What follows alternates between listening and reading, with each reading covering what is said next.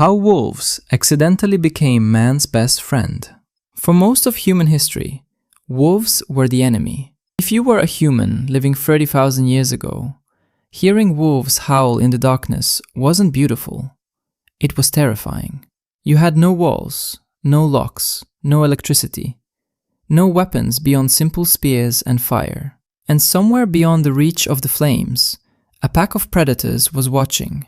Wolves were faster than humans, stronger than humans, better hunters than humans. They could track scents for miles, run for hours without stopping, and coordinate attacks with an intelligence few animals possessed. If you had asked an Ice Age human which animal would eventually become humanity's closest companion, wolves would have been near the bottom of the list. And yet somehow, that's exactly what happened. Today, there are hundreds of millions of dogs living alongside humans. They sleep on our couches, they guard our homes.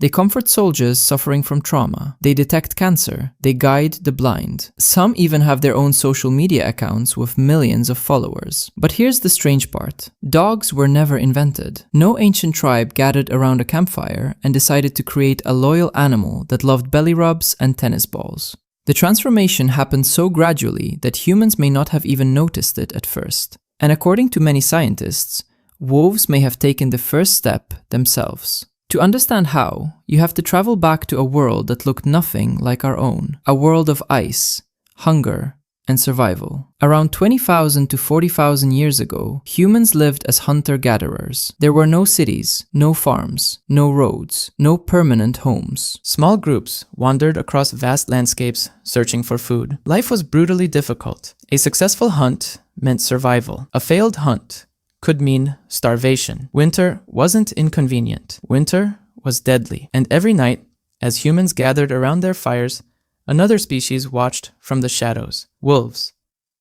Now here's something important. Humans are messy. Even ancient humans. After eating an animal, they left behind bones, scraps of meat, skins, and other remains. To a hungry wolf, a human camp wasn't just a place, it was an opportunity. Imagine you're a wolf. You spend days chasing prey. You risk injury every time you hunt. One broken leg means death.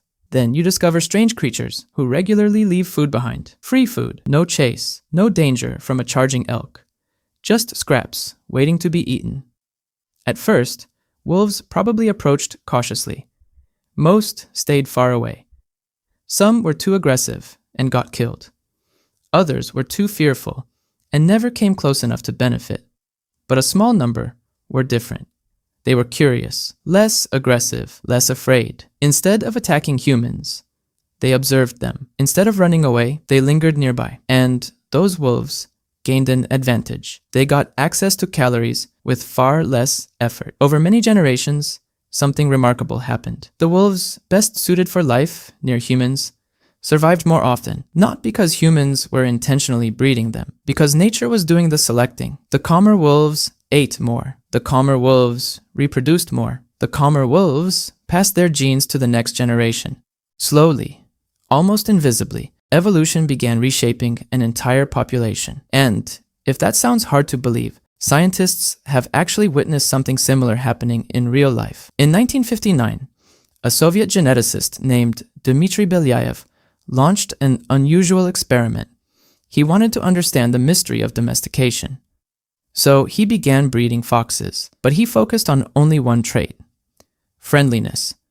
Every generation, he selected the least aggressive foxes, nothing else. He wasn't trying to change how they looked. He wasn't teaching them tricks. He simply chose the friendliest animals to reproduce. The results shocked everyone. Within a few decades, the foxes behaved more like dogs than wild foxes. They wagged their tails. They sought human attention. They licked people's hands. They whined when people left. But then, something even stranger happened. Their bodies began changing too. Their ears became floppy. Their faces became softer.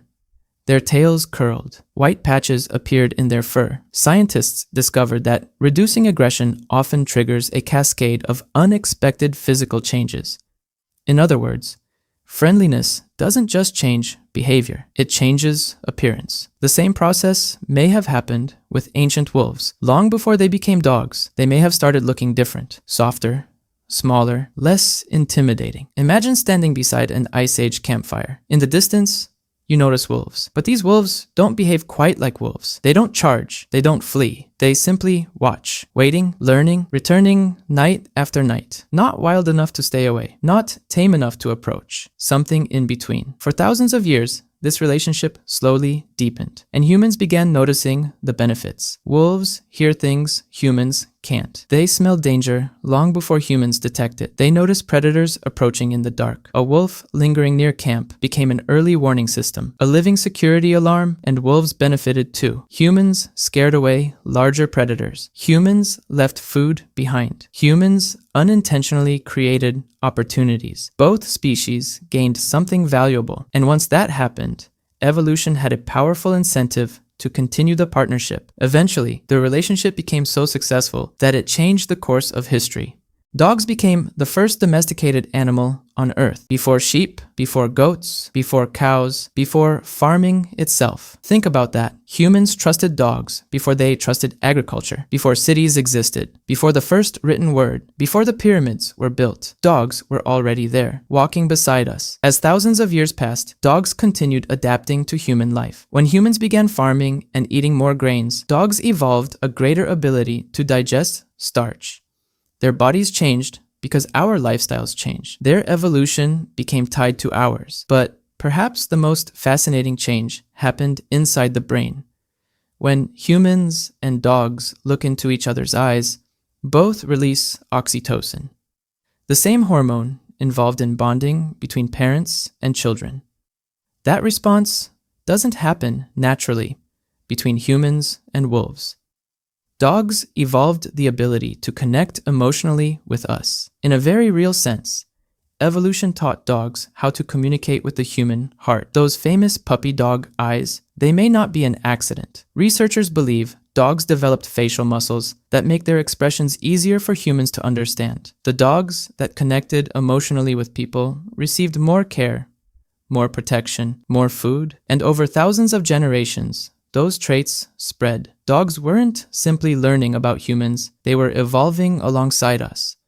But domestication came with a price. The modern dog gained safety, but it lost much of the wild wolf's independence. Some breeds suffer serious health problems caused by centuries of selective breeding. Bulldogs struggle to breathe. Dachshunds often develop spinal issues. Pugs can experience lifelong respiratory difficulties. Human preferences reshaped dogs in ways nature never would have. Yet despite all these changes, the wolf never completely disappeared. You can still see traces of it today. When dogs circle before lying down, when they bury food, when they howl at distant sounds, when their paws twitch during dreams. Ancient instincts continue surfacing from a past that refuses to vanish. Inside every golden retriever, every husky, every German shepherd, every tiny chihuahua, there is still a shadow of the wolf. And maybe that's why dogs feel different from every other domesticated animal. Cats share our homes.